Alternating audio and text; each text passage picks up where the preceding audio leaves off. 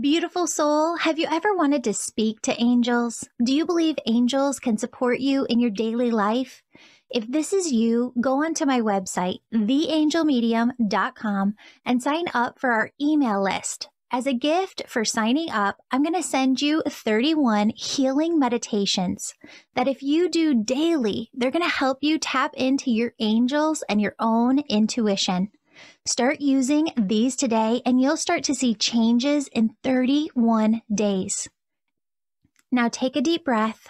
Ask your angels to surround you with love, fill you with joy, infuse you with ease. And remember, your angels say that any messages that resonate with you in today's episode are meant just for you. Hello, beautiful souls. Welcome back to the Angels and Awakening podcast. I'm your host and author, Julie Jancius. And today we have a beautiful angel with us. You know him as Shaman Durek. And in February, his, not publicist, it's your publisher. They sent me Alchemy Elementals. Now, this is your card deck, but I have to say this is unlike any card deck I have ever used before because it's not like some little book and some little cards you get in here. And I had to say at the beginning when I got it, I was kind of skeptical. I'm like, okay, well, I probably got like 50 card decks. Let's see. And then I opened them up and it was almost like I was hit with a wave of just the most high vibration. And I started to flip through the cards and I was like, wow, he has created something so incredibly special. And these cards really do hold a very, very profound energy with them.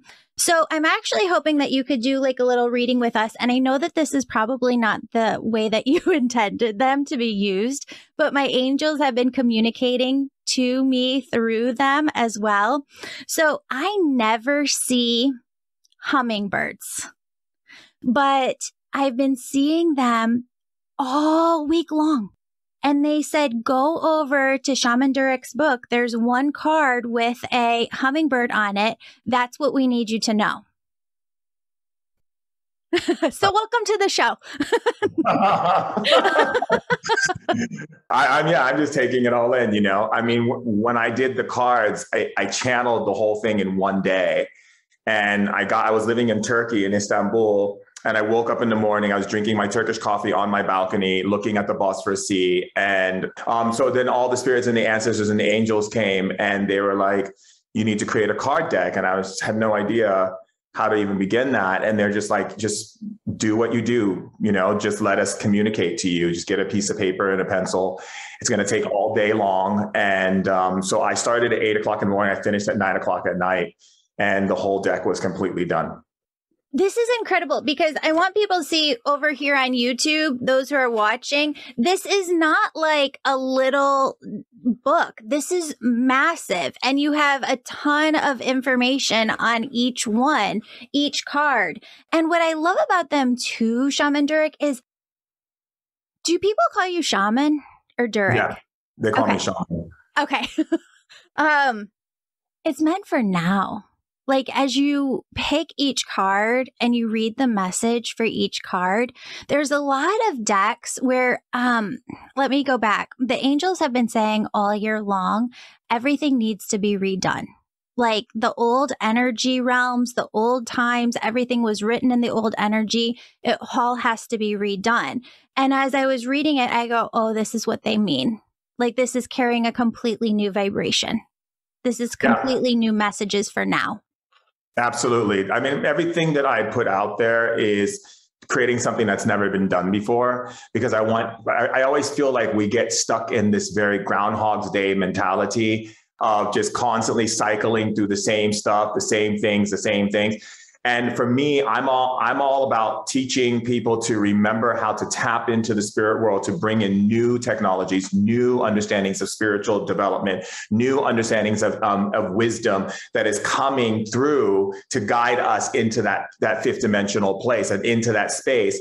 And we're not going to get there if we keep just regurgitating the same thing. You see it in Hollywood, you see it in music, you see it in all these things. Nothing is being fresh and new. It's like everyone is scared to step outside of that boundary. And for me, it's about being able to step outside of that boundary, travel to the deepest unknown, and bring that information back for the utilization of humanity to grow and prosper in whatever way they feel they want to do that, through whatever modality or whatever healing technique or whatever device I create or whatever cards that are being brought forth. And healing techniques as well, because all I hear is Reiki, Reiki, Reiki, Reiki, Reiki, this thing. It's all regurgitated stuff. I've been hearing it since the early 90s. And I always said to myself, I'm not going to put anything out until the spirits tell me to. And they have to come to me directly and speak to me. And then we have a conversation. And then we talk about what, that's when I make the decision. It's like with my book, I never wrote a book before. I wrote one book in Turkey called Uyanış to help women empowerment in their country. And it just came on me one day. I was coming out of this huge class that I was teaching. And then this angel, Michael, came and said, I would like for you to consider writing a book. We have all the information we need you to do and to make it happen. And then my friend Umut came to me and he goes, do you believe in angels? And I'm like, of course. And he goes, well, an angel came to me today, Angel Michael. He goes, I don't know if I'm crazy or not, but he told me to help you write this book because you have to still learn our language properly. And it took us 2 years, and it was at a very difficult time. And I've never wrote a book since then. And then all of a sudden one day I was in meditation, and then all of a sudden these horsemen came into the room and they said to me, there's a play coming, but you can't call it that because people will find out who you are. So you need to call it the blackout. And they basically explained to me what I need to write, and I had to get it out before 2020. So I've never done that. I was like, okay. So I got my manuscript together and asked my friend Danny to help me, and got it to a publisher, and they read it and they're like, so you think there's going to be race issues, and you think there's going to be issues with women, and you think there's going to be issues with something coming that make the whole world black out? I'm like, yeah. And a lot of people are like, we're not going to publish you. And then one publisher was like, we're going to publish you because we believe in what you're saying. And sure enough, it came. The whole book was supposed to be called Blackout 2020. Are you ready? And they said it was too cryptic. So I was hanging out with my friend Dave Asprey, and in his place at Alpha Base in Canada. And he goes, well, Durek, I'm a biohacker, you're a spirit hacker. Just call your book Spirit Hacker, Yeah.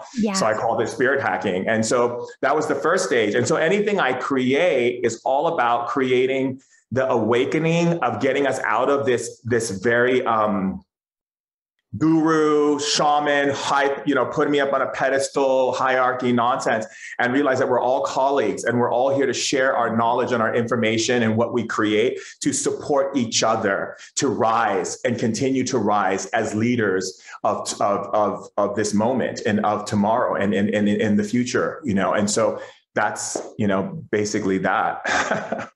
That's so awesome. Okay, so let's kind of go into this a little bit. I'm going to take us in a different direction than I thought I was going to, because this is where Spirit's leading me.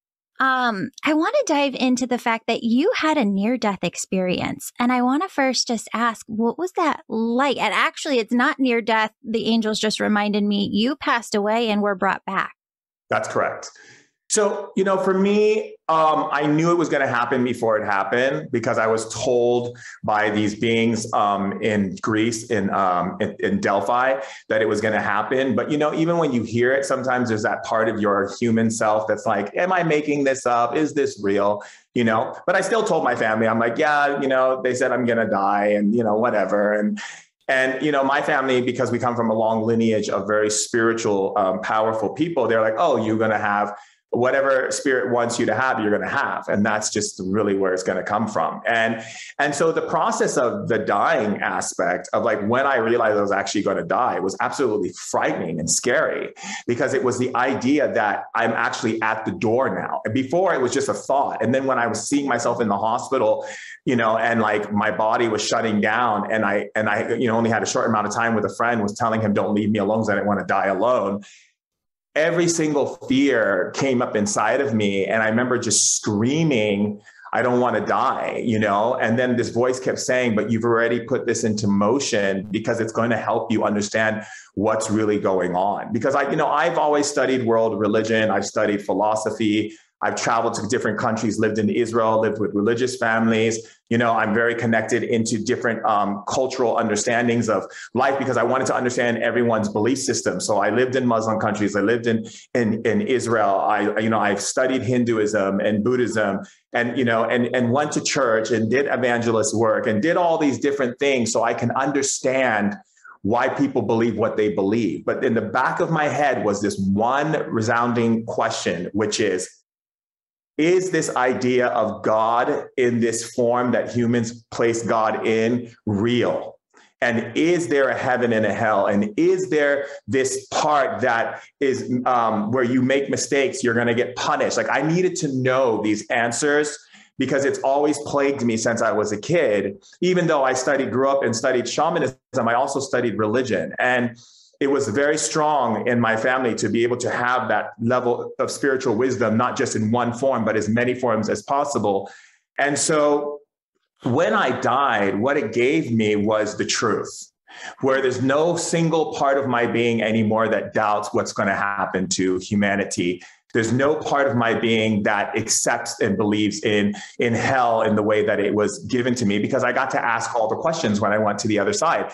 They showed me what we're doing. They showed me why we suffer. They showed me, what is happening to us and why we're even here to begin with. They even showed me that human beings are not supposed to, conform in their family circles. They're supposed to actually do the opposite of what their family wants them to do, because you didn't come to Earth to conform to society or conform to your tribe. You came here to bring new information to the tribe, to evolve everyone. And what people keep doing is they keep going back, trying to get the validation, trying to get the love that they never got, trying to heal the wounds of hurt and pain and abuse, and try to figure out why their family did what they did, or why did this person hurt them, or how could this person have abandoned them. And what they don't understand is that every time they ask that question, why, they're creating a discourse, because they're creating what we call a cycle of attack. And that's what they taught me on the other side, is that we suffer because of malfunction in thinking. We keep believing that we have to solve these answers that belong to our parents and to our ancestors. It's not for us to solve. We're supposed to understand where the imbalance was and then move on from there and then create something new. And so when I went to the other side, it was beautiful. The whole death experience was scary in the beginning. And then after I died, it was gorgeous. It was, I got to watch myself being born. I got to experience being born again. I got to experience my first day at school. Like, every single thing I ever did and every person I ever affected was shown to me and experienced through me.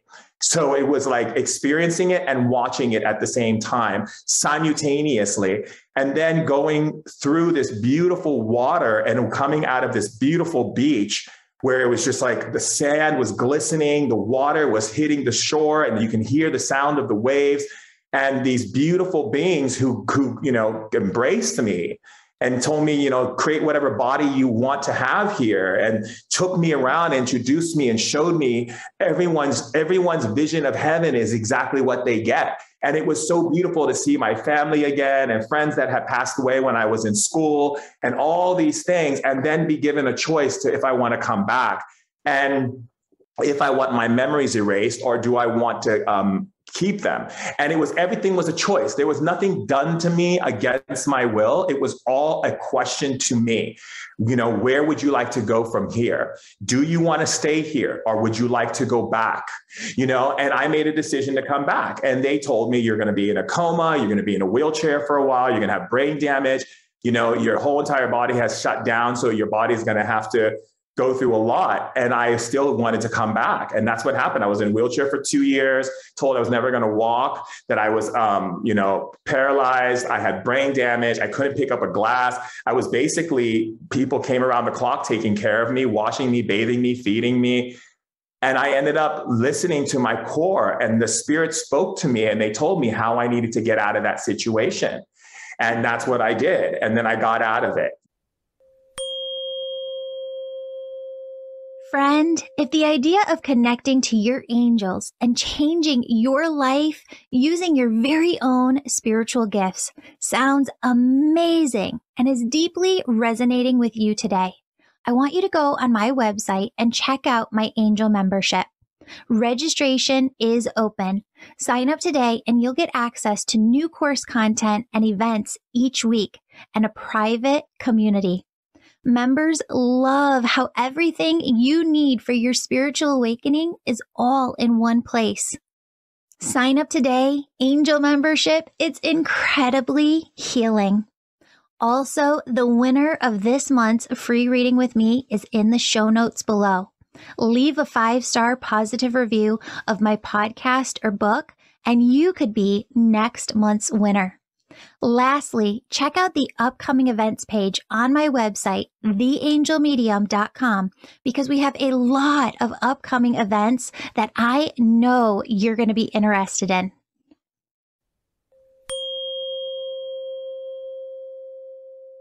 For me, it's about understanding humanity and realize what type of beings we are.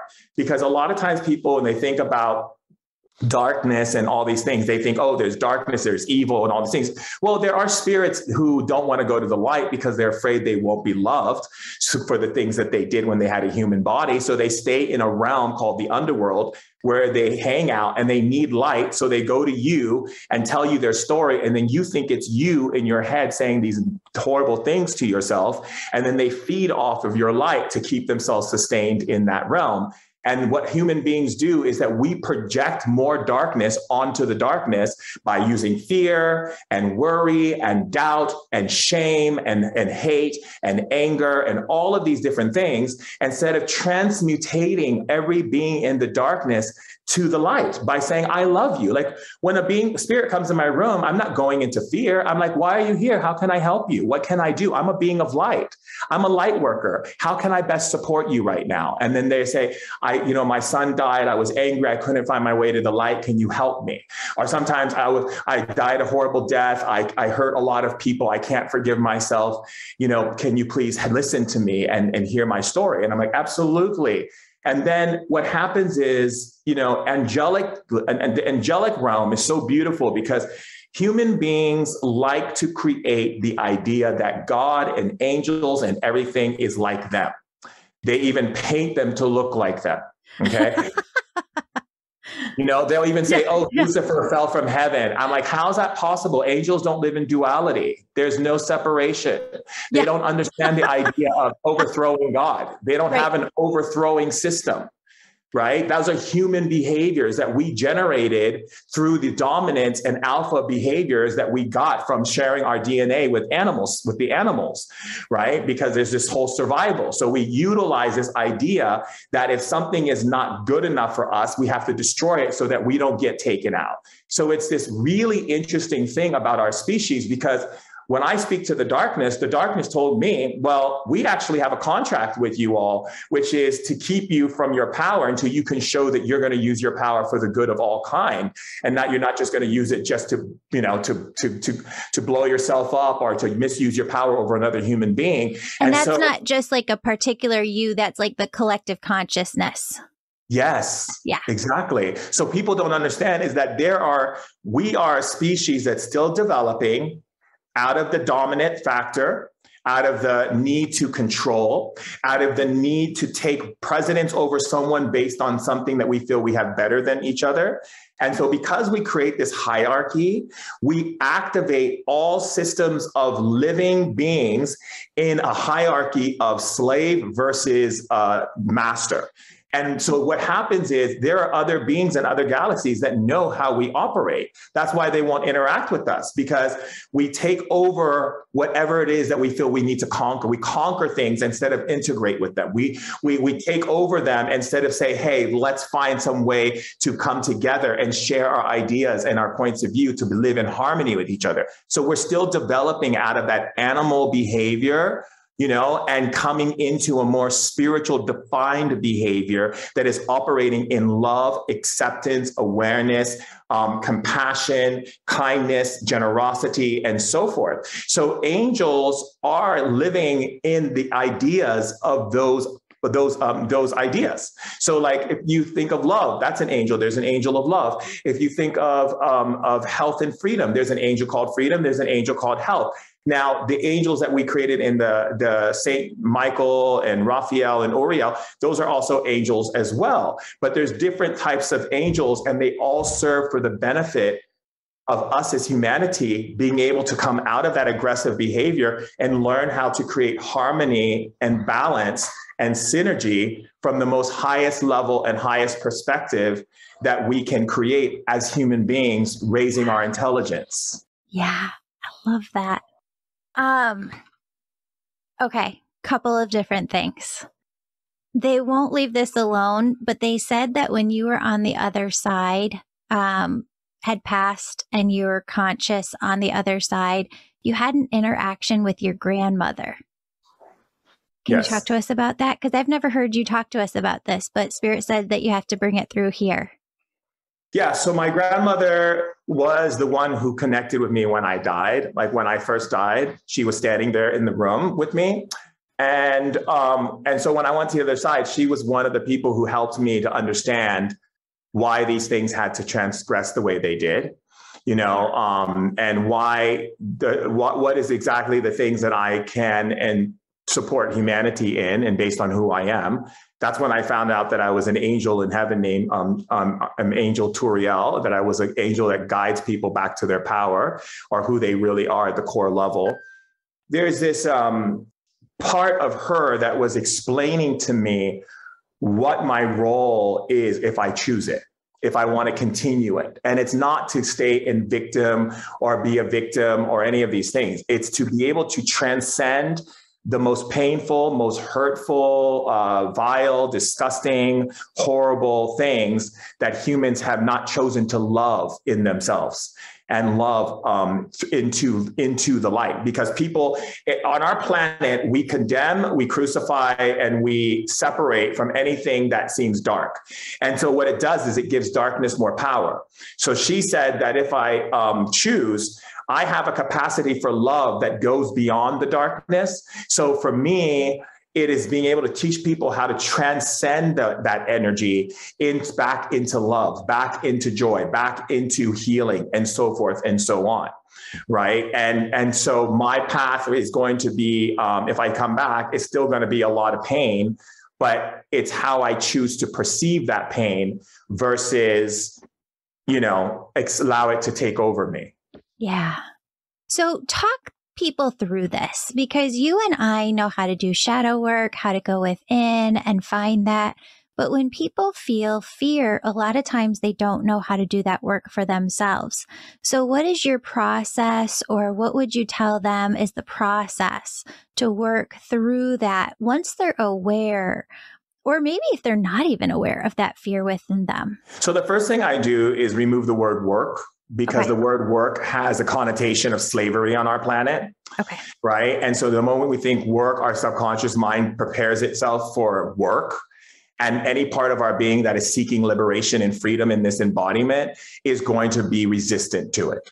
So we have to remove any resistant marker that would make us go into complete resistance of something. When we apply the word shadow work, we can say shadow love, right? Because when we start accepting things with love, and start making it easier than making it. That's the difference between me and like how I was raised and trained as a shaman. Is like in shamanism, it's very strict. And I decided to make it more lighter and more playful and more fun and like less bothersome to the resistant aspects of the human spirit, because we already have a lot of pressures and stuff happening. So the first key when dealing with fear is realizing that fear is a fleeting energy.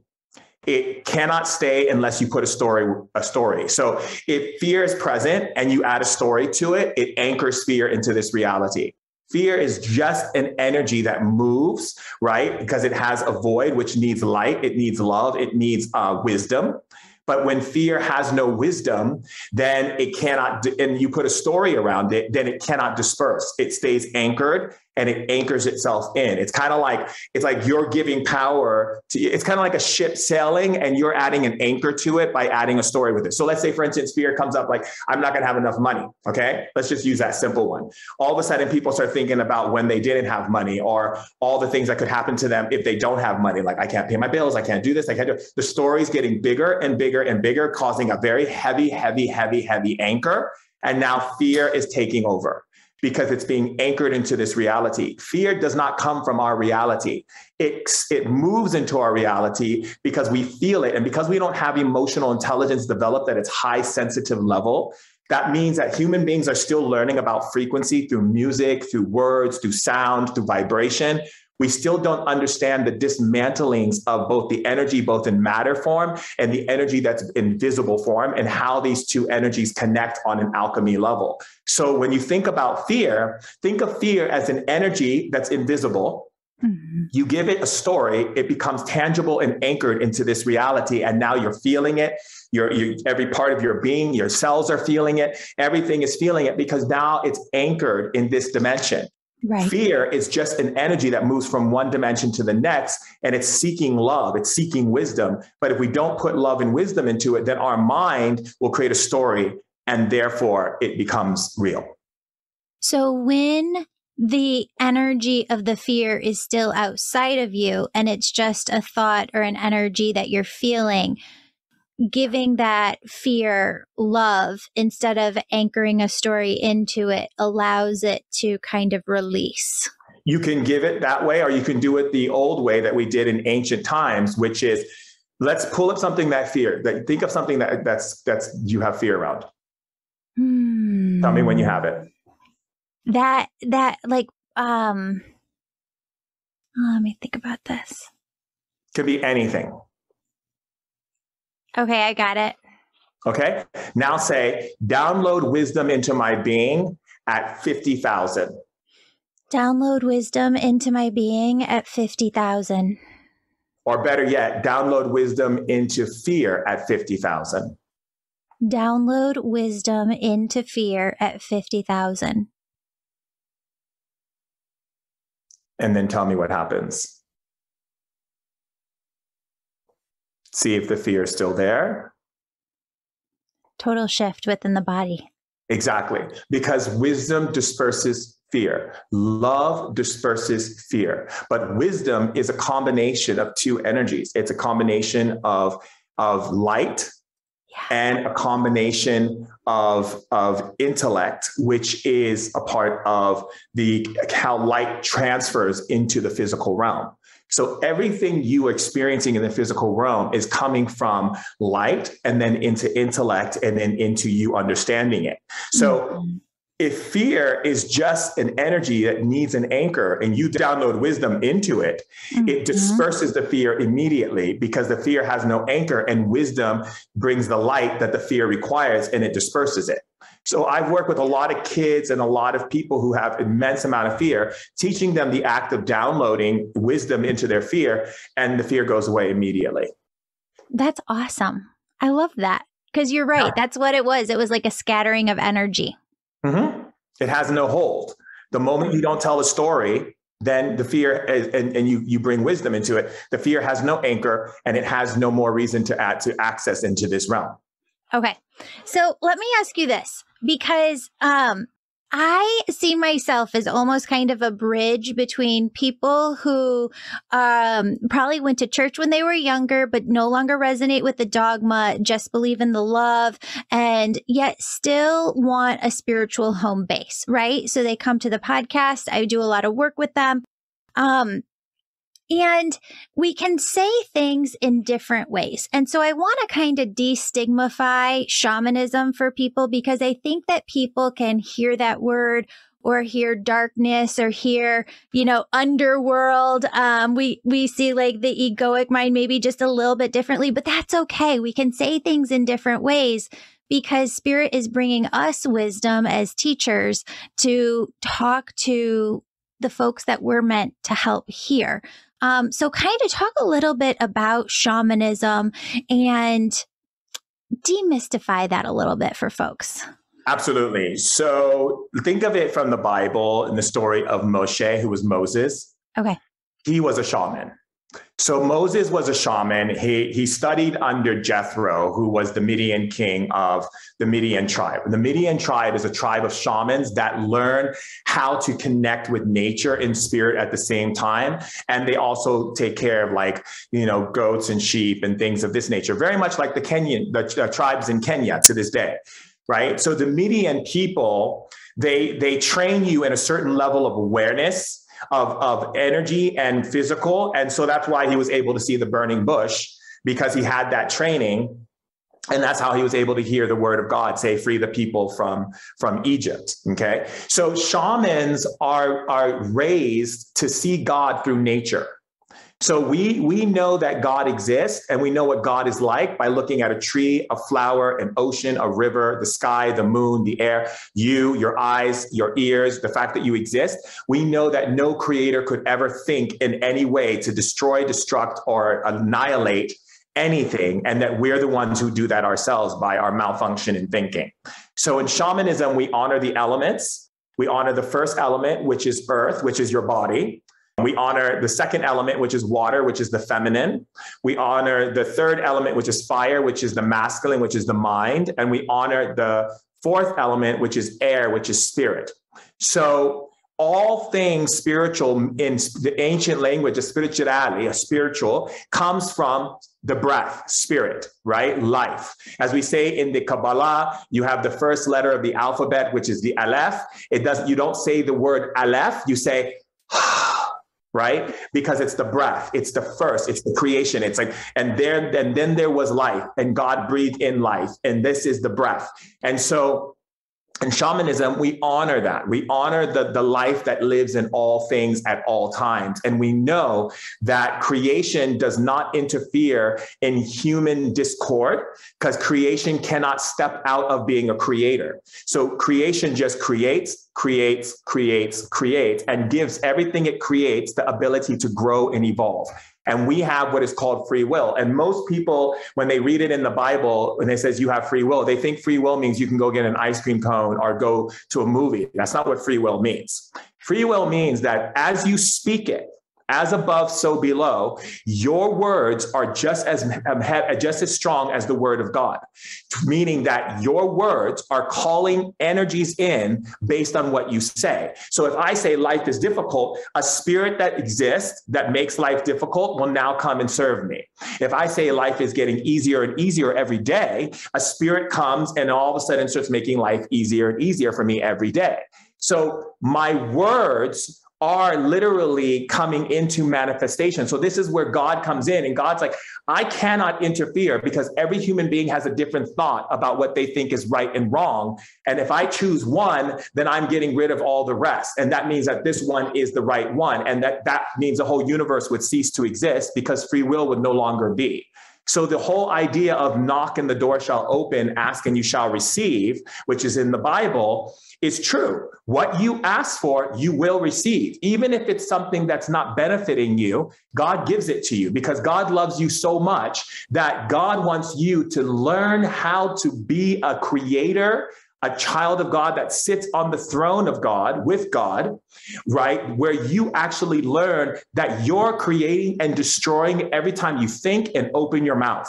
So in shamanism, our role is to help people to understand that no matter what kind of parental upbringing they had or whatever it may be, you are still responsible for what you're creating. When I died, the first thing they showed me was how I affected the lives of so many people by the things I said, the things I did. And at the end of it all, I had a choice to decide if I could go to heaven or if I was going to go to run away from the light, because I was unwilling to accept the things that I have done. It's not because God was punishing me. It's not because God had a pit of fiery hell waiting for me. No.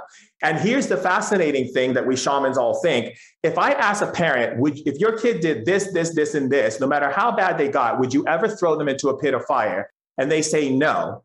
Then what makes you think you're smarter than God? When God is omnipresent, omnipotent, omniscient, and is available in all forms and all energies at all given times quantumly. And is in the intelligence, when human beings make God into and angels into a reflection of themselves, it's very narcissistic. Mm-hmm. It's very telling of humanity. Human beings want to make angels have emotions like humans do, where they can choose right and wrong. They want to make God say God can get jealous and angry. Jealous and anger comes from fear. Fear does not have a place with God, because if fear exists within God, fear is a void that needs an anchor in a story. So it would consume God and destroy the whole entire universe. So God can't even get into that space. God has made sure that God only stays with God, which is pure love and creation. Angels are pure love and service. And everything that is thinking opposite of it does not understand evolution. You cannot have a creator who acts just like you, because then you would have nothing to evolve into. So the thing is, in shamanism, we're here to take out the nonsense, help you build your relationship with spirit in the right way, which means have a relationship that's not one-sided, but have a relationship that goes both ways. Like a lot of times people call angels, but they never ask the angels, what can I do to support everything, right? It's always me, instead of saying, hey, this isn't a me thing. This is a we thing. And like people always say to me, this woman said to me once, she said, oh, Shaman Durek, I've been doing so much stuff on myself. I'm pretty much almost healed. What about you? I said, oh, no. I am not healed until all my brothers and sisters have returned home to the light. Until such time, I will continue to leave heaven, take on different forms of bodies that I need to go into whatever dimension or field of universal consciousness I need to step into, and be able to share love with them until they all come home. Because I'm not here to live life on planet Earth. I'm here to understand how people fall from love, fall from joy, fall from this creative source that God has given us, this ability to have free will, and then go into the darkness and find them and bring them home. I'm here. This is to me Operation Planet Lift. I'm here to go into the darkness, help people stop judging the darkness, stop attacking the darkness and giving it more power to hide, and go into the darkness with love as God's love ambassador and say, I love you, we never stop loving you, come home. Mm-hmm. And that's the story in the Bible of the prodigal son. It is the story of no matter what that person did, no matter how debaucherous they were, the moment they came home, the father put a ring on his finger and said, welcome home, I love you. But what about all the things I did, Father? Don't worry about it. The fact that you're home is all I care about. And that's the energy that I've come to this planet to share, to help people remember, not to dictate to them, not to tell them what they need to do. People can do whatever they want to do. I'm here to share with people the way for us to love greater than the things that the world tells us not to love.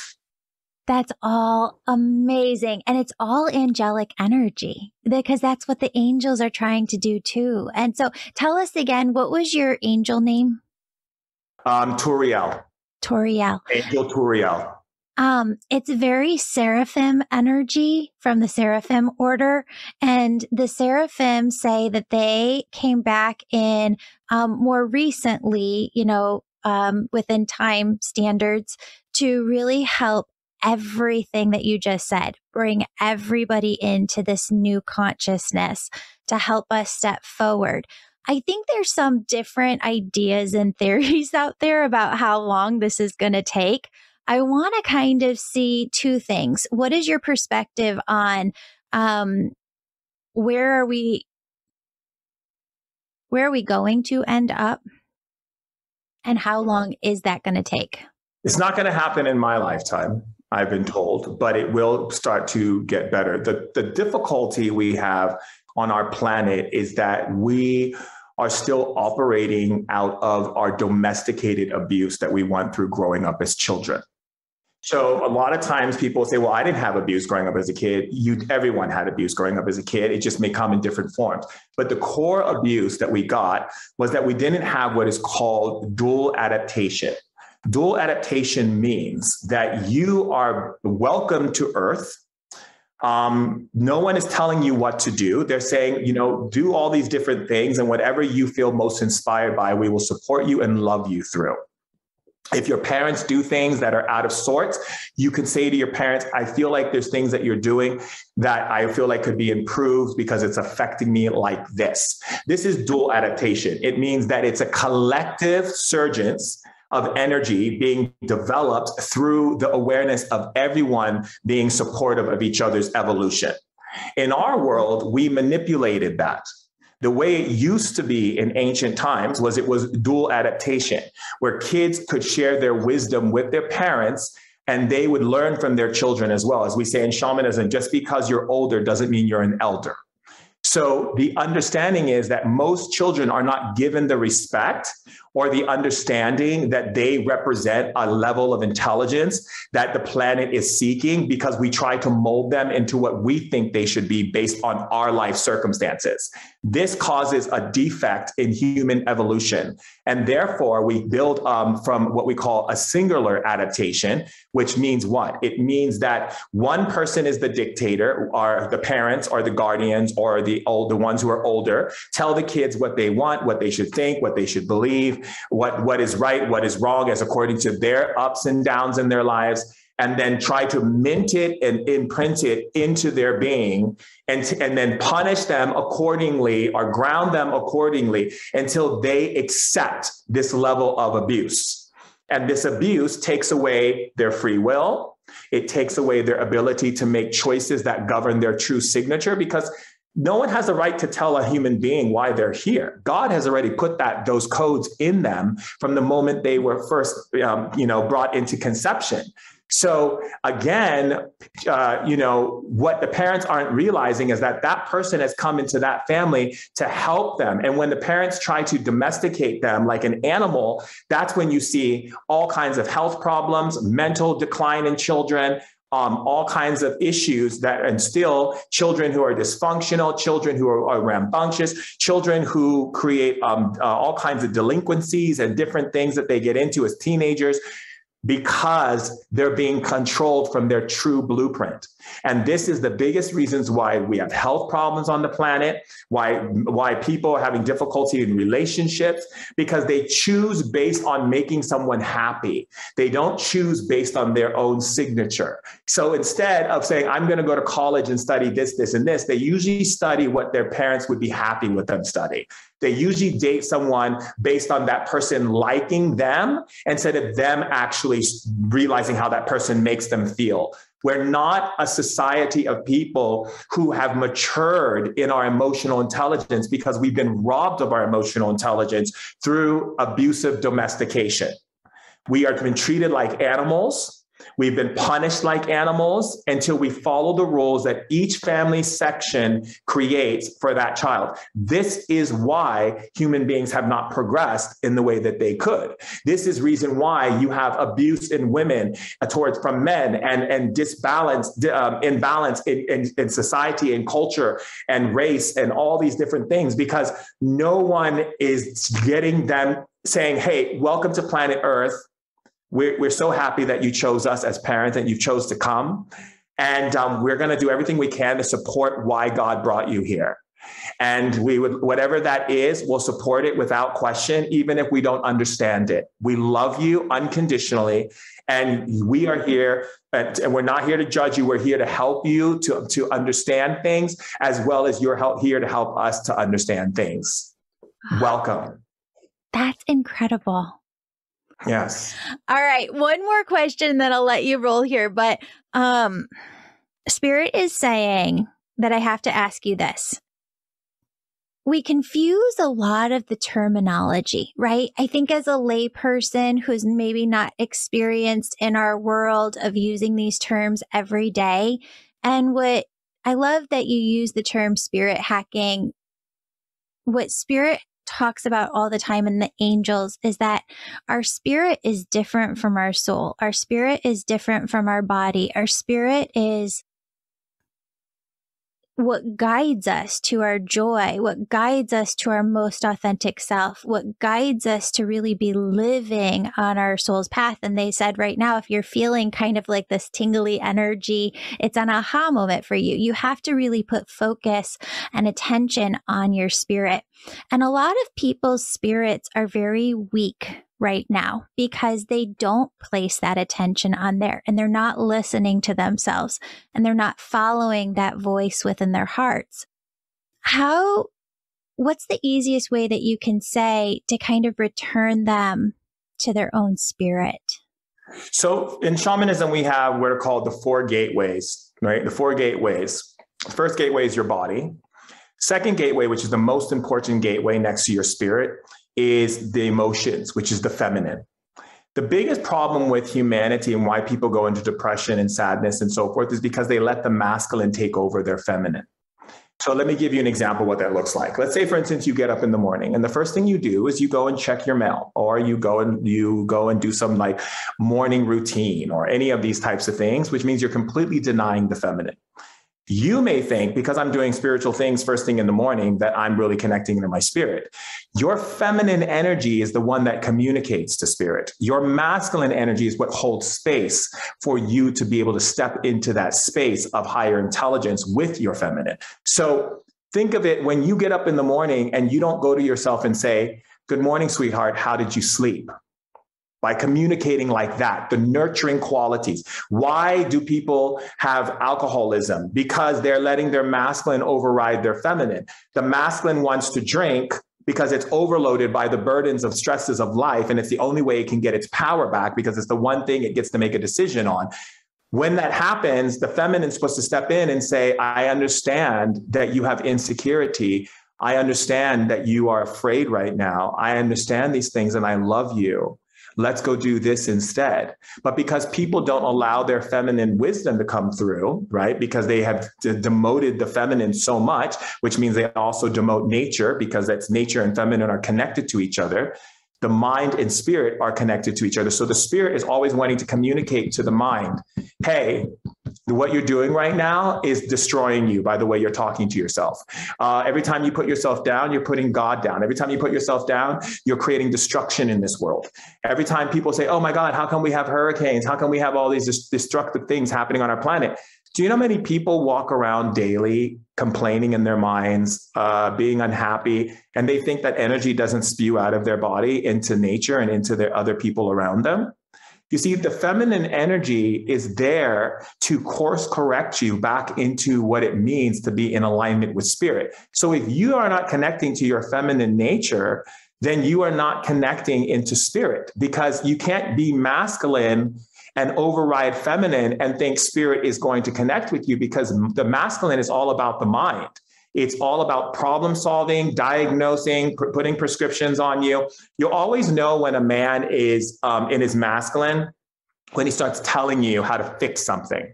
When your friend tells you how to fix something instead of saying, how can I best show up for you right now?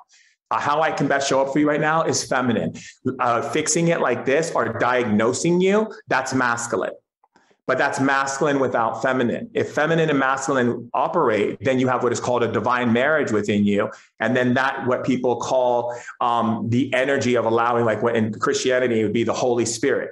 It's when the two become one, and the one then becomes the all of connecting the spirit. And that's the part that brings in the light that gives people the deep spiritual wisdom, because the spiritual wisdom can't come in if your mind, because you have to remember the ego is the part of your being that is there to edify your beliefs into reality. I call it the great paperweight, right? Because think of it. If a woman comes to me and says, Durek, Shaman Durek, there's no good men in the world.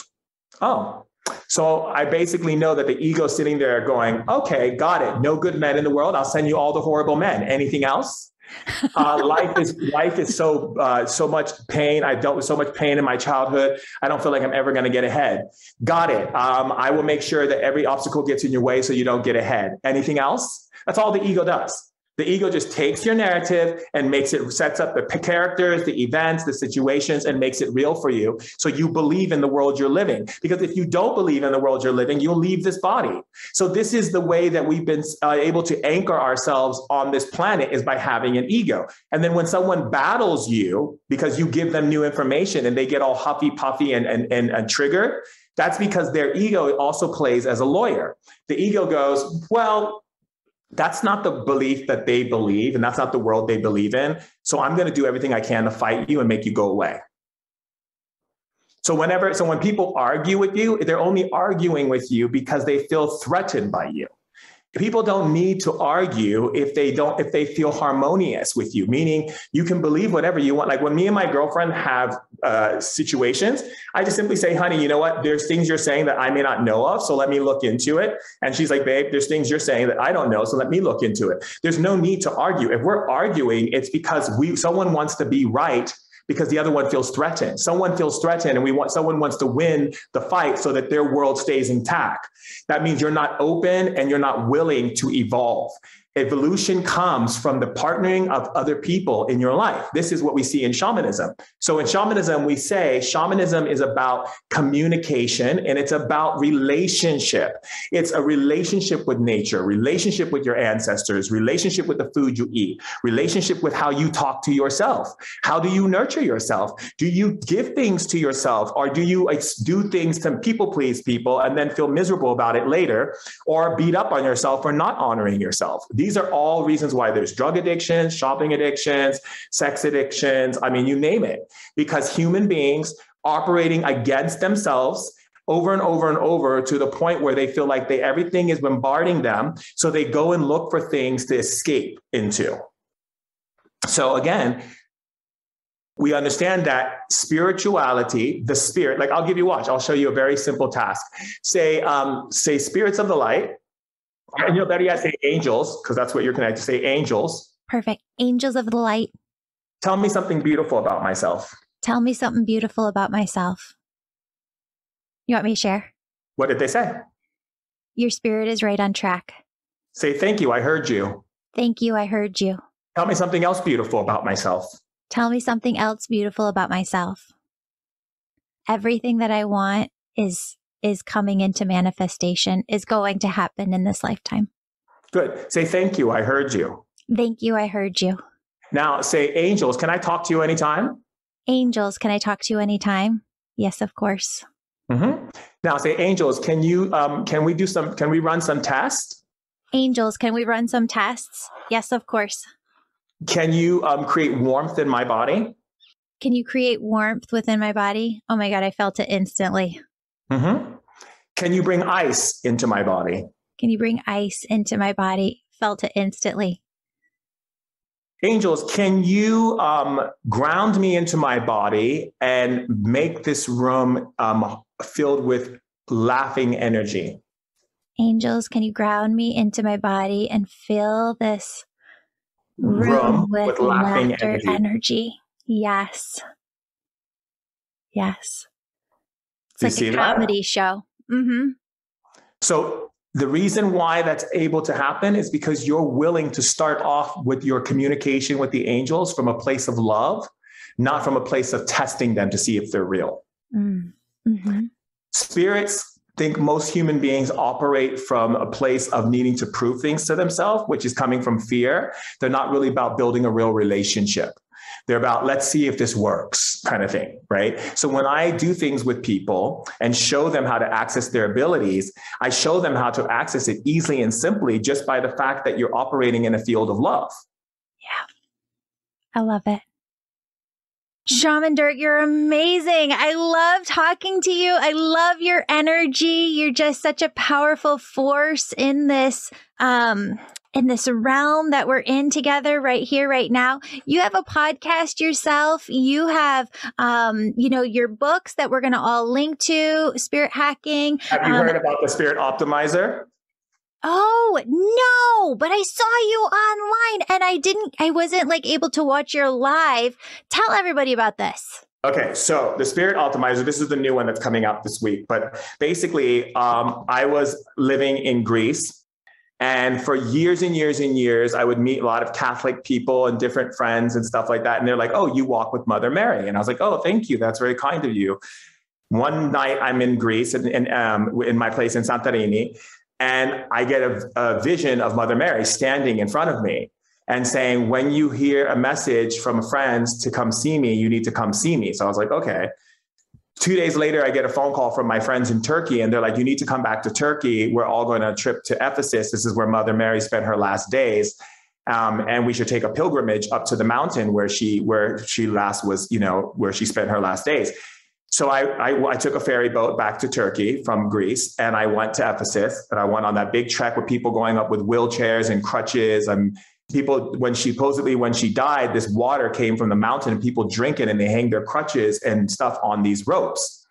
So I drank the water to see what would happen. And I got this voice that spoke to me and said, go grab a piece of paper and a pencil and go away from the people and go to the highest point. And we have something to share with you. So I went to the highest point. And these tall beings, like the size of trees, glowing, effervescent beings with purple and blue and all these beautiful colors, luminescent, drew this symbol into the sky, which is this. They call it the quintarium. And they said that this is the symbol that will guide people back to their original power. Mm-hmm. So all of a sudden, years later, they told me not to show it to anyone for 17 years. So I buried it for 17 years. And opened it up in the box and started putting it on everything around that I was creating. So my friend Evan and I and my team, we created the Spirit Optimizer. Inside of it, you have shungite, black tourmaline, different crystals that act like a tuning fork, and copper, and even in the center there's some organite. And what it does is that you hold it and you say, Spirit Optimizer, balance my energy. Spirit Optimizer, seal my energy from negativity, clean my chakras, lift my spirits, connect me to the angels. And immediately it happens. And so we put it out, and I gave it to like a bunch of doctors and scientists and different people around the world. And they wrote me back and was like, what did you create? This is the most amazing thing we've ever experienced. And so children are using it to stay focused in school, to get rid of fear. I have a whole family that wrote me a letter the other day telling me how it's helped their mom with anxiety. I mean, it's done so much. It's helped so many people. I got to tell you about this. So I published this book last year on angels, and Archangel Metatron came in, and it was wild because when they came in, they were speaking through me different things that I hadn't seen before. And Archangel Metatron came in and said, what you don't understand is that each of us has a shape, like sacred geometry, this shape. And it's actually, we like to, again, just what you said before, kind of put human visions or how we want to see the other side with like a human eye. And so a lot of people think of their life plan as this book that they have to go through and flip through the pages and read through the pages. But Archangel Metatron handed me this shape, and he said, everybody has their own sacred geometry shape, and it is their life plan. Like you could almost hold it like an orb. You could absorb the energy, and kind of like how you were talking about your being on the other side when you had passed. It's like telepathically, you could absorb everything from the other side. Your lives on the other side, your time over there, I should say, and everything in your life plan over here, and you can access it. And what Archangel Metatron said is that when you're actually walking the shape of your sacred geometry circle in every moment here on Earth. And so this ties into this so much because it's you helping people come into their shape. And I just wanted to explain this because what Archangel Metatron just said to you is you can take this and evolve this to you helping everyone find their own shape. Yeah. Does that make sense? Absolutely. And okay. I actually have helped a lot of different people to come into that space. Yeah. And it's absolutely true. And we call it in shamanism, we call it your signature. Wow. So if you're not in alignment with your signature, you suffer. And we say the suffering comes from you going against the grain. Like there's some people who are meant to go into the darkest things. Like I'm one of those people who can go into like the most depravity of humanity. I've sat down with mob bosses and people who are in Juarez, and I've sat down with rapists and killers and all kinds of people. Soon I'm going to be doing a project in prison. And the thing is, I can handle those things because my light was created to handle that. But some people's light is not created here. Some people's light is meant to do something else. And so everyone has their signature. So if I go off my signature, I know something's completely off. And immediately then things start coming and happening and whatnot. And I'm like, wait a second, because I'm not on my signature. and my girlfriend, who you should interview one day. Oh, I love that. Princess Marta of Norway, even coming into the royal family, it was like, people were like, first of all, Black shaman going into the royal family, what? A man in the history of the royal family, there never has been a man that has married into the royal family, and of color, that is. And, but when I came into the family, it was because my signature was already set up with that family. So when I came in, they already recognized my signature. So it was like this immediate thing. And the same happened when we first met each other. We were put on a blind date and we met each other and became friends, and our signatures immediately came together. And we were like, we had our life in Egypt, and we saw that, and we saw all our lifetimes together. And then we saw, and she even said, "You remember that time one time we were in London?" She goes, "You remember that time when you were on?" I said, "Yes." When I had them put too much herbs on the fire and the smoke got really smoky on our boat down the Nile. She goes, "You remember?" And I'm like, "Of course I do. You were so mad that day, and we have this connection. But everyone has a signature that connects into each other. And there's some signatures that do not connect to each other. So when you try to force those connections instead of live authentically, you suffer." Right. Yeah. I love your work. Thank you so much for all of the just love that you're bringing in, how much you're bringing people back to their true, authentic selves. Where can people go to visit you if they want to learn more about you? And then don't worry about the links to the books and your products. We're going to put all of those in the show notes. Yes. So people, I'm usually between Norway and LA, but now I'm mostly in LA right now because I have a lot of projects I'm doing. And you can go to shamandurek.com, and it has everything there. My shaman school, where you can learn how to up-level your abilities. You can get the product stuff there. I have my podcast.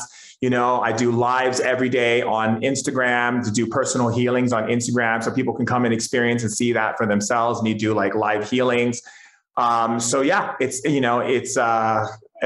I'm here, Yay. I love it. Oh, thank you so much for taking time to be on the show.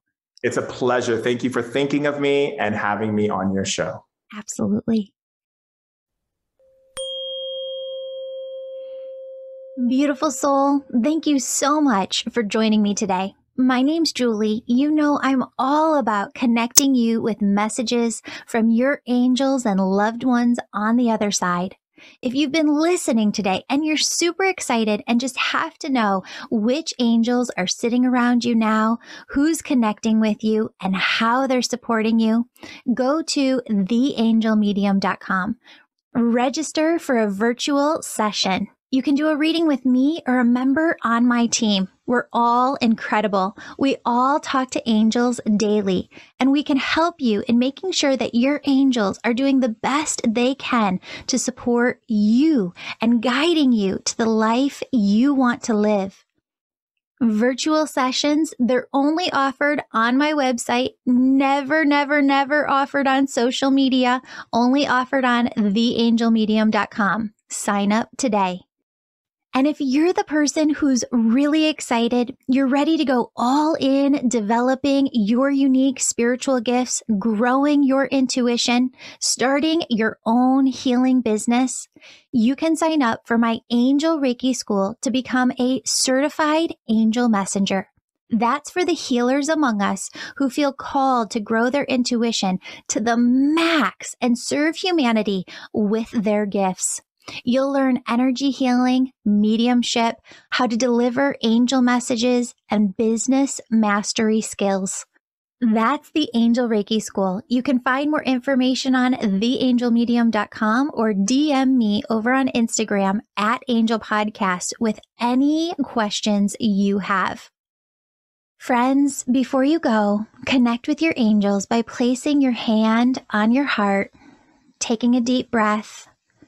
Imagine a doorway filled with God's unconditional love in front of you. I want you to step into that love in front of you. And I want you to feel it as it fills your body, your chakras, and your auric field. Now ask your angels, What would you have me know today? And open yourself to the positive, loving messages they have just for you.